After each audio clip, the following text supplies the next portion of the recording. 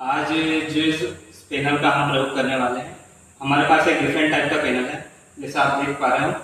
इस पैनल में हमारे पास, हम यहाँ देख रहे हैं ऊपर जो है हमारे पास यहाँ पे दो स्विच है। एक ये जो स्विच है ये हमें मैनुअल या ऑटोमेटिक, हम किस मोड में चलाना चाहते हैं इसको, मैनुअल और ऑटोमेटिक के लिए और ऑफ के लिए यहाँ पे ऑप्शन दिया हुआ है। इसके बाद ये जो हमारे पास स्विच है ये ऑन और ऑफ की हमारे पास स्विच है।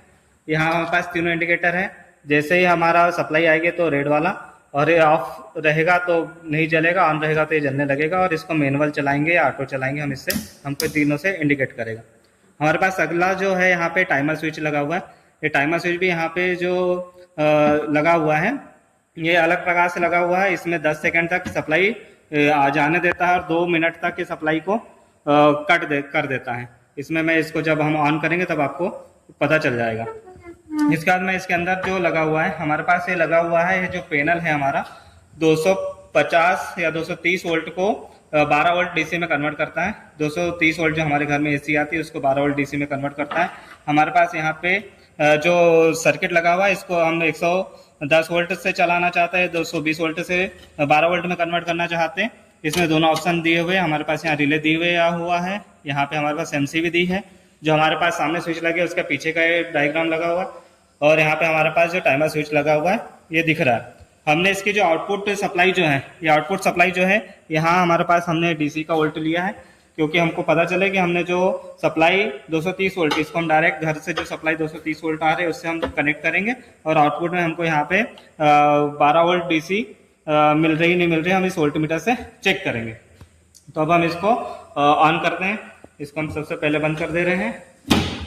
ये हमारे पास स्विच है, हमने इसको ऑन कर दिया। हमने इसको ऑन कर दिया, हमारे पास यहाँ सप्लाई आ गई। इसके बाद जैसे आप देख पा रहे हो अभी यहाँ पे हमको 10 वोल्ट की वोल्टेज दिखा रहा है। ये टाइमर चल रहा है, जैसे ही 0 हो जाएगा तो हमारी वोल्टेज बंद हो गई है, ये वोल्टेज 0 पे आ गई है। और यहाँ हमारे पास ये टाइमर चल रहा है। ये टाइमर अब हमारे पास 120 सेकंड तक ये कंटिन्यू चलेगा।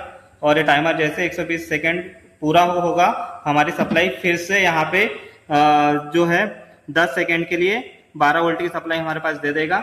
यहाँ मैंने जैसे आपको बताया था इंडिकेट कर रहा है, हमारे पास इंडिकेटर लगे हुए हैं, ये ऑन है, हमारी सप्लाई आई है, हमारा मैनुअल मोड में चल रहा है और ये हमारा टाइमर चल रहा है। हमने इसको टाइमर को हम सेट भी कर सकते हैं। हमने इसको 122 सेकंड पे सेट किया है, 88 सेकंड पे चल रहा है।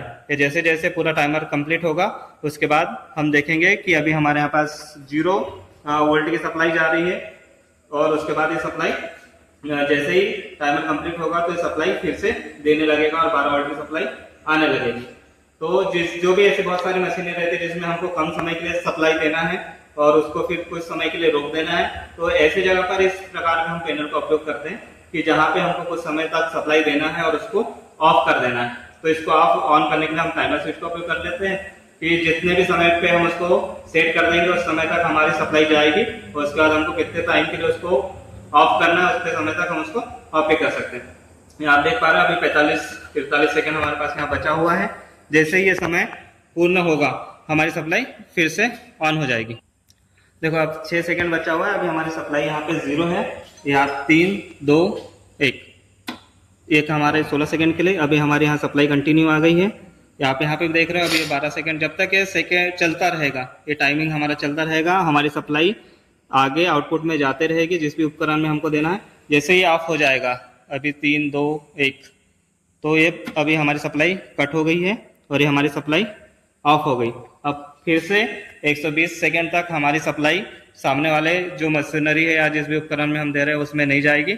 और जैसे ही समय कंप्लीट हो जाएगा उसके बाद फिर से ये हमारा जो भी हमने टाइमिंग सेट किया है उस समय तक सप्लाई जाएगी और हमारी उपकरण चलता रहेगा।